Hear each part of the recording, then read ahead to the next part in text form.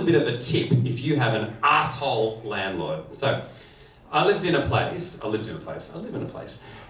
where for 3 months we were not given the benefit of having a stove because I was told that it's not a requirement to have more than one misfunctioning burner. Is that fucked? Yeah, totally fucked. Totally fucked. So I said, look, dude, sorry, we've got 2 kids. It's ridiculous to have one burner that doesn't work. You can't cook for them. He said, well, you live in Chinatown. There's a lot of food around. And I said, get fucked! So,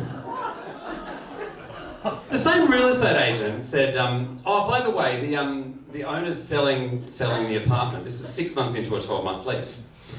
And I said, right, okay. And he said, it'll be 2 inspections a week, and we'd need you to cooperate. And I said, oh, all right. He said, so are you down with that? And I said, no, I am not. And I said, you know what? You made us live without a functioning stove for 3 months and you made us beg for it. So I'm going to make you beg for it to us. And he said, what do you mean? I said, okay, well, I've got 2 kids.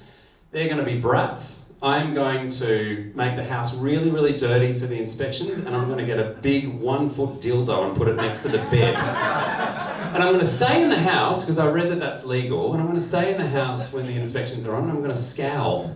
And he said, I don't think that's going to work. And I said, yep, I don't think you're going to sell this apartment. How about you give me $17,000? He said, don't be ridiculous, that's stupid. How about 10? And I said, 13? And he said, 12. I said, great! So that happened today. So if you have an arsehole landlord, do not be afraid when they go to sell your apartment to say, fuck you!